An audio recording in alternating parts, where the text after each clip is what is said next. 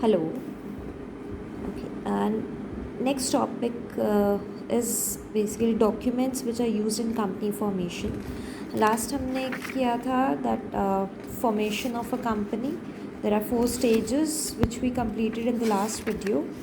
So next आते हैं what are the documents that are required to form the company.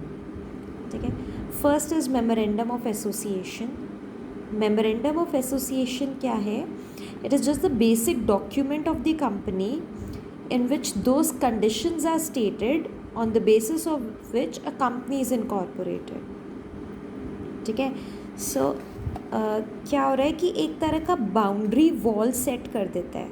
Memorandum में company की एक आउटलाइन सेट हो जाती है कि कंपनी का नेम क्या होगा, किस पर्पस के लिए सेटअप की गई है, ठीक है, लाइबिलिटी कैसी होगी, कितना कैपिटल होगा. सो एक तरह की बाउंड्री सेटअप हो जाती है with the help of memorandum. And then इस बेसिकली बाउंड्री के बियॉन्ड जाके कोई भी एक्ट करना अलाउड नहीं होता है. ठीक है. सो जो भी मेंशन्ड होंगे ऑब्जेक्ट्स, उन्हीं ऑब्जेक्ट्स के ऊपर बिजनेस को वर्क करना पड़ेगा. So memorandum of association is a very important document and on the basis of this the company gets incorporated. इसके बिना कंपनी इनकॉर्पोरेट नहीं हो सकती.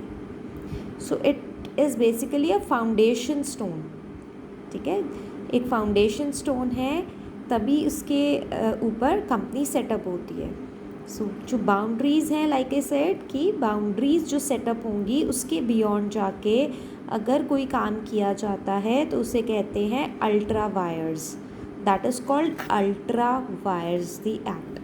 Basically जो भी ऑब्जेक्ट्स मेंशन हैं उसी ऑब्जेक्ट पे वर्क करना ज़रूरी है. जैसे कि अगर बिज़नेस स्टार्ट हुआ है प्रिंटिंग के लिए तो आप उसमें न्यूज़पेपर प्रिंटिंग के लिए अगर स्टार्ट किया तो न्यूज़पेपर ही प्रिंट करोगे.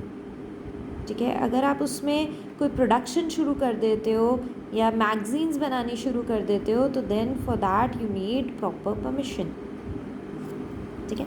सो there are total 6 clauses which are mentioned in memorandum. First आता है नेम क्लॉज. नेम क्लॉज में कंपनी का नेम स्टेट किया जाएगा by which the company is going to be registered. ठीक है. So company name is required for identification so that company के खुद की एग्जिस्टेंस बनती है. Company has full freedom to choose it's names. But there are certain rules and regulations which are to be followed while deciding this. So company's name must not be undesirable in the opinion of central government. So objectionable name नहीं होना चाहिए. ठीक है. It should not be identical to any existing company. किसी भी existing company के साथ मिलता जुलता ना हो, ना ही objectionable हो to the central government. Secondly, it should not be prohibited under Emblems and Names Act. तो Emblems and Names Act में से Emperor, Imperial, King, Queen, इस तरह के words excuse me. So इस तरह के words जो हैं allowed नहीं होते. So words like Emperor, King, Queen, Royal, India, Bharat, इस तरह के words को use करना allowed नहीं है. Use of word limited and private limited. So public company's name must end with limited and private company का नाम private limited से end होना ज़रूरी है. So this is all about name clause. Then आता है situation clause. Situation clause में कहा जाता है कि कंपनी का रजिस्टर्ड ऑफिस कहाँ पे होगा. कंपनी का रजिस्टर्ड ऑफिस कहाँ पे सिचुएटेड है, जहाँ से कंपनी के सारे डॉक्यूमेंट्स आगे सेंड किए जाएंगे, जहाँ पे वो सारे लीगल डॉक्यूमेंट्स रिसीव कर सकते हैं.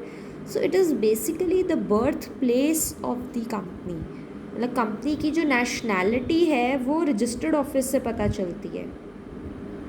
तो कंपनी की नेशनैलिटी रजिस्टर्ड ऑफिस से पता चलती है. सो इसीलिए जो भी एड्रेस है of the registered office, it must be sent to the registrar within 30 days of commencement of business.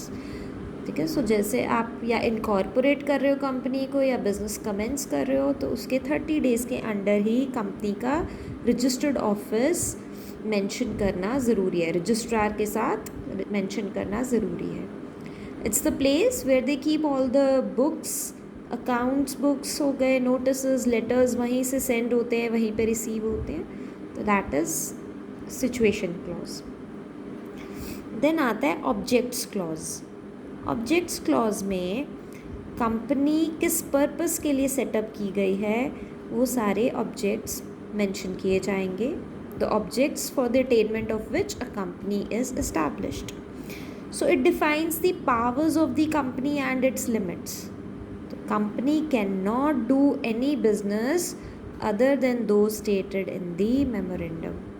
तो ये मैंने आपको पहले भी बताया है कि जो मेमोरेंडम में मेंशन्ड होंगे ऑब्जेक्ट्स उसी पर्पस के लिए बिजनेस कंडक्ट किया जाएगा.